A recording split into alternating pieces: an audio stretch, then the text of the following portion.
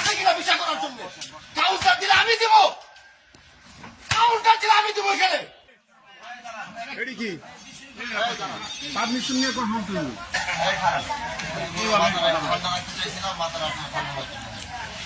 আমি যে গাড়ি বসে আছি দেখেন না আপনারা, কথা বললেন কেন আপনারা এখানে? আপনি ওনার কেন কাউন্টার দিলেন কেন? আপনি কাউন্টার কেন দিলেন? আপনি চুপ করেন, একদম